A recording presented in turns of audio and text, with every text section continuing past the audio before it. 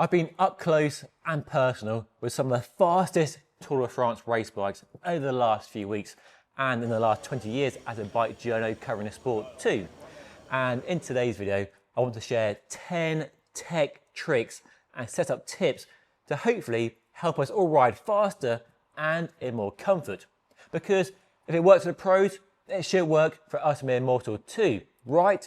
The easiest and free way to optimize your bike setup is make sure you have the best tire pressure setup. All the pros obsess about tire pressure, and the mechanics will spend all morning before the stage of the Tour de France, make sure each bike, each tire has the right tire pressure setup for the rider based on their rider weight and the conditions of the course, whether it's dry or wet, and the size of tyre they're riding. In the old days, tyre pressure was a dark art, a top secret for the pro mechanics and the pro riders. But these days, getting the right tyre pressure is much easier than ever before. There are lots of good apps available and they're all free. I'll put a link to some down below where you punch in your body weight, your bike weight, the size of the tyres, the road conditions, whether it's dry, wet, bumpy, and so on. And it gives you a really good starting point for a tyre pressure that will give you more performance, because we now know the old days of inflating your tyre to max pressure are long behind us, and we now understand the benefits of low tyre pressures for maximum rolling resistance. And if you're still on the fence about low pressures, just give it a try. It's an easy thing to try. There's no investment in new equipment.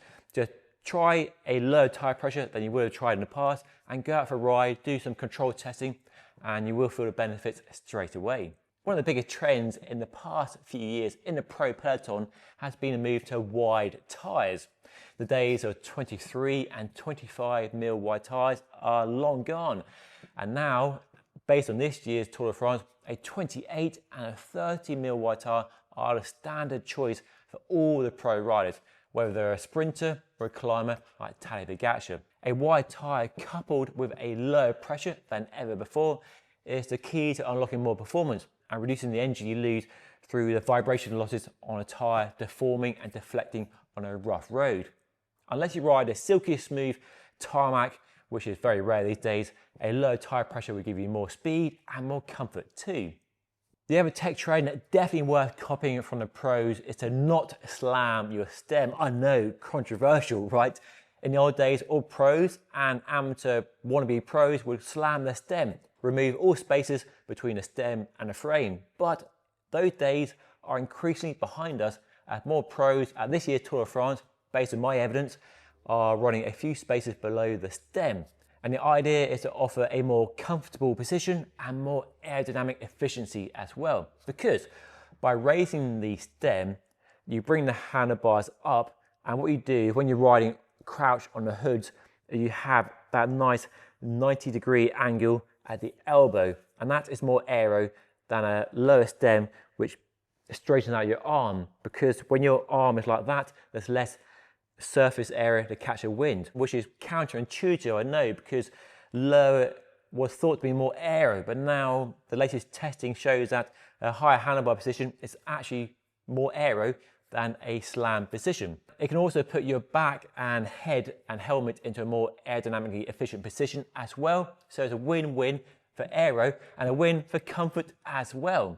If you do want to ride fast, and who doesn't, riding fast is a lot of fun, then you definitely need some deep section carbon fiber aero wheels.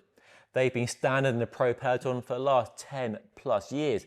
And even when the road points up in the mountains, the pros are still sticking with a deep section wheel. In the old days, they had the deep section wheel for the flat stages, the sprint, and a shallow wheel for the climbing mountain stages to save weight. But these days, even top riders like Tadej are using the same deep section wheel on the flat stages and in the mountains as well. Because while you might have some more weight when climbing, there is still descending and the flat valley roads as well. So over the length of the course, and the science to show over the length of the course with the climbing, descending and flat stuff in between, the aero benefits can outweigh the weight penalty of a deeper section wheel. And these days, deep section wheels can be really light, down to 1,200 grams for a top-end carbon fiber wheel set. So maximum aero and no real weight penalty. The pros are racing at ever higher speeds, eye-watering speeds in the opening stages of this year's Tour de France, just crazy fast, and to match those high speeds, they're fitting big chainrings to their bikes. The old days where 53, 39 being a standard setup are long gone. 54, 55, 56 are fairly common these days with a bigger inner chainring as well. So bigger chainrings allow you to go faster, but you still have to have the muscle to turn the big chainrings at a reasonable cadence. And one of the reasons the pros have been able to go to big chainrings is the big cassettes they also use. In the old days, 1123 was fairly common, maybe 1125 if you were climbing, but these days 1130 is very common, and often 1134 might be used as well. And the other reason behind the bigger chainrings as well is efficiency. There's less chain articulation with a bigger chainring.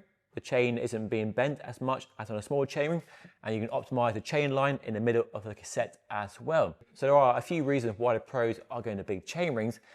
And that's probably one I wouldn't copy at home unless you are racing, you are doing criterion racing, and you want the bigger chainrings, and you can actually turn those cranks at the high speeds they would allow. So one, I would leave to the pros, but if you want to copy the pros, emulate the pros, then put some big chainrings on your bike. Now to the most intriguing and most popular trend in the pro peloton in the last 2 or 3 years is a move to short cranks. Crank lengths do vary a lot from 180, 175 to a fairly standard 172.5, but a lot of pros like Tadej Pogačar and Remco Evenepoel are now down to 165 and 160mm cranks, so much shorter than before.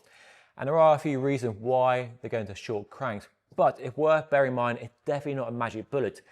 If you put short cranks on your bike hoping to go faster, that may not be the case. It may do, but just fitting short cranks alone won't help you go faster than before. So why are they using short cranks? There are numerous reasons, but the main one is about that aggressive position that riders like to adopt on the bike.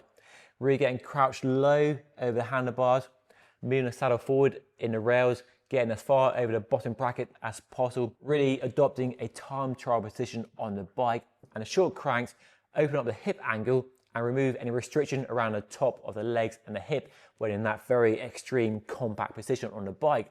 And studies have shown that despite the short cranks and high cadence, there's no loss of power either. There's also possibly improved aerodynamics and ground clearance when cornering as well, but it's really about that opening up the hip angle and just allowing that rider to adopt a very aggressive position on the bike. But one that has to be factored in with your bike fit, your saddle height, the saddle fore aft, and your handlebar position as well. And one that would take probably a lot of time in training and riding to get used to that position and really dial it in for you. So one, I would, if you are keen to copy the pros and go short cranks, I would do with input from a professional bike fitter to make sure you're not going to run into any other issues or complications from going to short cranks.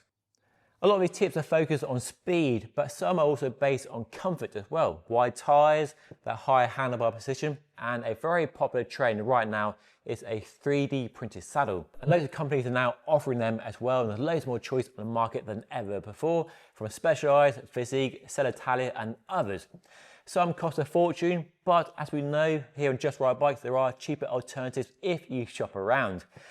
And in my experience, in my testing, they offer way more comfort than any of the best old-fashioned foam saddles. The comfort is the same at the end as it is at the beginning. There's no diminishing comfort throughout a long ride. The way the 3D structure supports you, the way you float on a saddle, is just far better than any foam saddle, where the foam gets compressed over time as your sit bones and your body digs in to that foam padding. Doesn't happen with 3D printing at all. Support can be tuned around the nose, the sit bones, and the middle of the saddle much more than foam saddles as well. And there's even a possibility to get a custom-made saddle, which Physique are offering now, and which Tadej Pogačar is using on his bike. How about some marginal gains for your bike? All the pro bikes will have a fancy high-end bottom bracket for the marginal gains, like these ones here from Bic One, a Spanish company which supplies bottom brackets for Tadej Pogačar.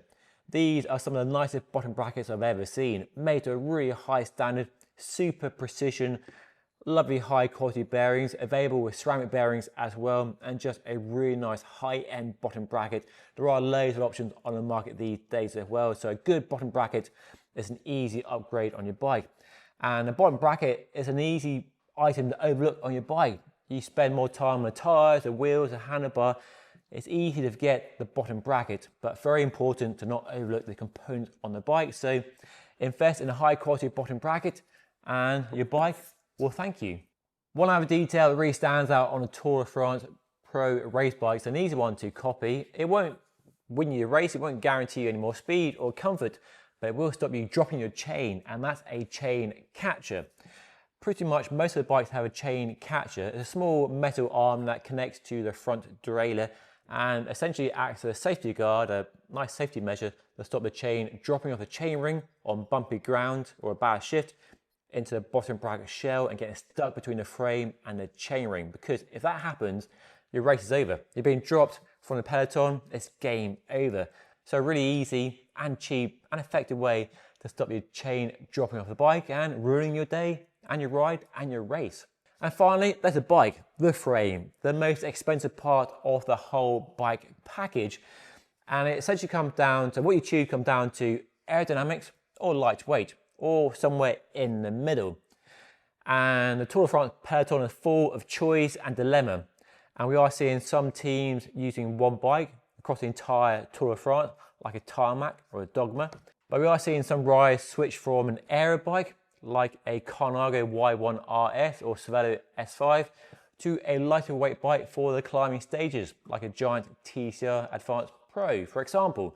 So a choice of aero versus lightweight comes down to your personal preference and the riding you're doing, whether it's hilly or flat, and how fast you plan to ride.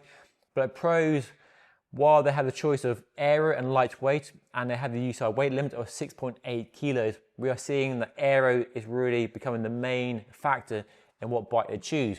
Whether it's an all-rounder, like a Trek Medone, or the Specialized Tarmac SL8, or just going for the aero bike in the company's range, like a Giant Propel, the Canyon Aero, which Mathieu van der Poel likes to use all the time, or even the Cervelo S5, as used by Jonas Vingegaard in all stages of the Tour de France so far. So there's still a choice between aero, lightweight, or aero and lightweight, but increasingly riders are going for aero or aero lightweight. So if you really want to go faster and copy the pros and ride with more speed, then get yourself an aero bike, an aero frame, and enjoy the aero benefits of such a frame. So those are some of my tech observations of the things the pros are doing to ride faster and in more comfort, and some that us mere mortals should copy and maybe should avoid. But let me know what you think by dropping a comment down below. What have you copied so far? What do you plan to copy? Or do you think copying the pros is a stupid, daft idea? And if you want to see some of the best, most iconic Tour de France race bikes of the last century, then watch the video right here.